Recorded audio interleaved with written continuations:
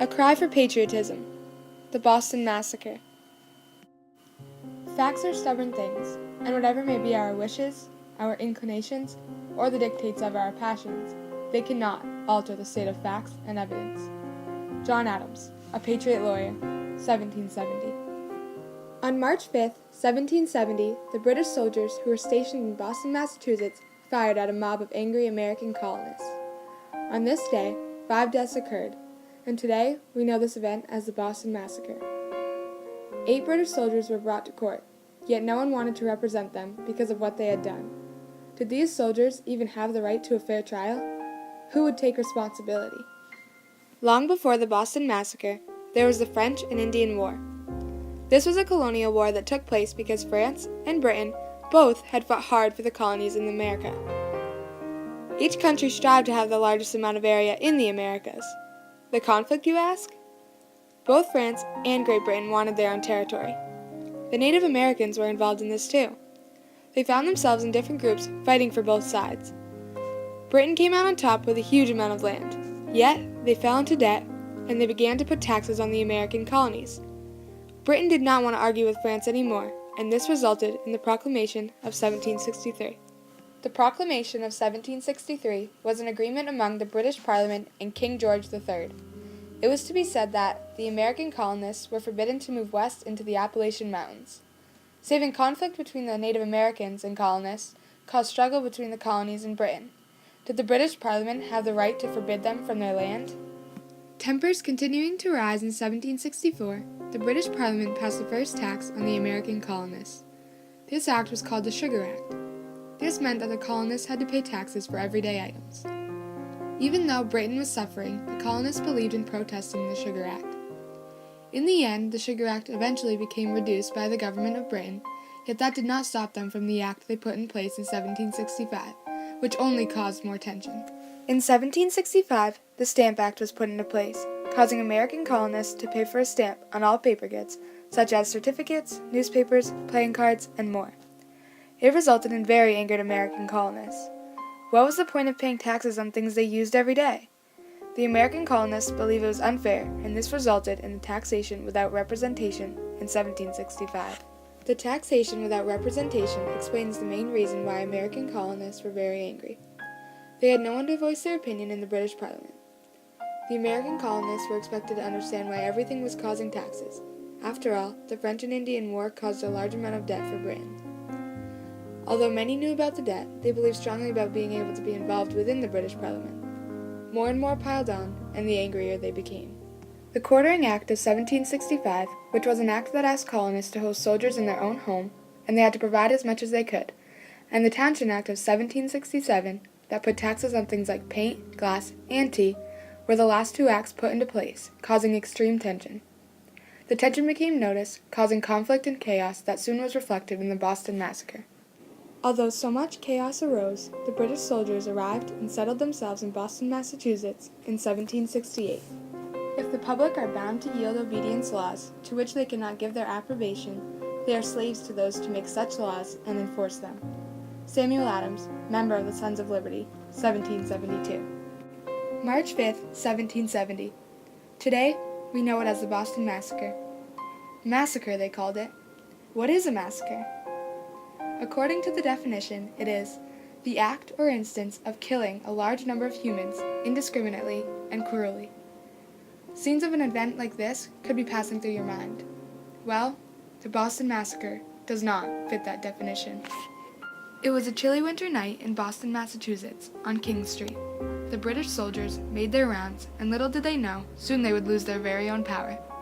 An argument was all it took, separating the British soldiers from their controls. What happened that day?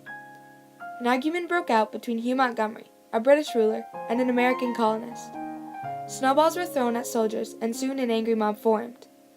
Fighting and arguing grew louder and louder, all until a club was thrown at Private Hugh Montgomery. During all of the confusion, words were shouted, "Fire and be damned!" from the American colonists. Captain Thomas Preston, a British soldier, ordered for the others not to fire at unarmed colonists. Yet they did not listen. Shots were fired, and before anyone knew it, 3 colonists had died on the scene, 2 others later on. A citizen by the name of Benjamin Burdick walked up to Captain Thomas Preston and explained, "I want to see the faces I may swear to another day." His response, "Perhaps, sir, you may." Captain Thomas Preston knew right then the court would be expecting an appearance. On this day, only 5 people were killed, every one of them an American colonist. One by the name of Crispus Attucks, a runaway slave. He is known as one of the first men to die for his country. So if only 5 men were killed, then how is it a massacre? The Sons of Liberty were the creators of the idea of a massacre. Paul Revere's engraving was what it is called.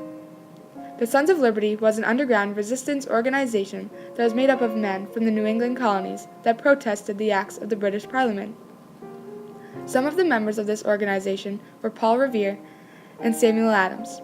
They relied on public displays such as posters to get support on their position against the British government. Paul Revere's famous engraving described the event as a one-sided shooting. Right from the start, the engraving is all wrong. A blue sky shows the event during the day, although it was during the bitter cold night. Only a moon in the corner of the engraving shows the true story of the massacre. Then there is the alignment of British soldiers. It is shown that the soldiers lined up, facing their rifles at the American colonists that were coming off to be quite calm. Yet we know that's not the story. And above all, it displays Crispus Attucks lying on the ground, dead, yet his skin color is white. Why was it all wrong, do you wonder? Paul Revere and the Sons of Liberty needed help portraying that the British soldiers did not belong in the Americas. Today it is argued that Paul Revere's engraving is one of the most famous engravings in the world. His engraving became the most powerful influence in forming an outspoken anti-British public opinion. John Adams was the savior of the trial. He took responsibility of representing the British soldiers. Although himself being British and having his own beliefs, he provided them the right to a fair trial. He disagreed with the presence of British soldiers in colonies, and he no longer wanted to be British. Although John Adams also recognized the law, and he knew that the right to a fair trial was a part of the British Bill of Rights, the determination within John Adams was noticed. He wrote in his very own journal about how he was risking his life, giving them a chance, constantly knowing that if this did not happen, the U.S. would not be the same. During the trial, John Adams carefully presented his information. 8 British soldiers were brought to court, only to find 2 guilty, Kilroy and Montgomery. John Adams found himself very successful, carrying himself well in front of the colonies. The trial was very different than what was expected.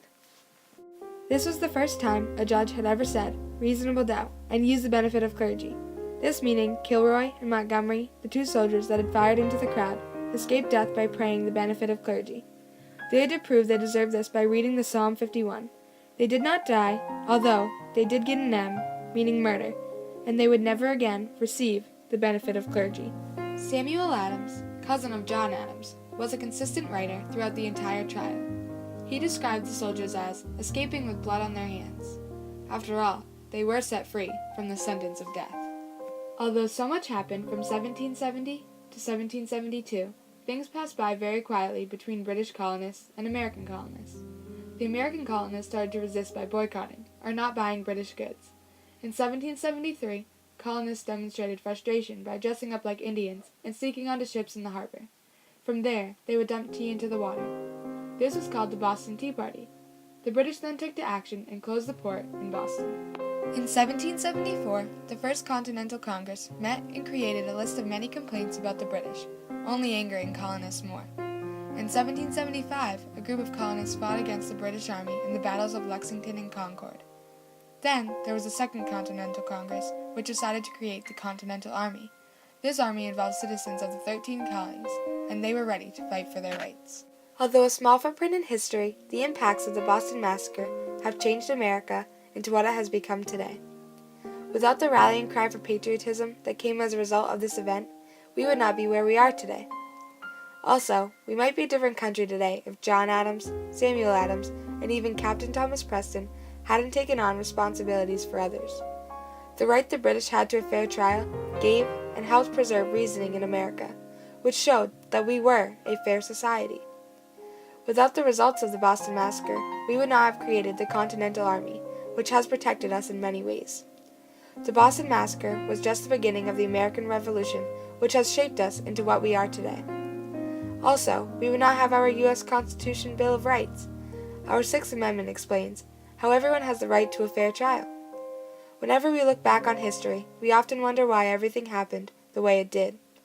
But look around and understand how far we have come. how one person can take on a responsibility and change the whole outlook on America, and how one right can be changed into a second chance for someone who has made a mistake.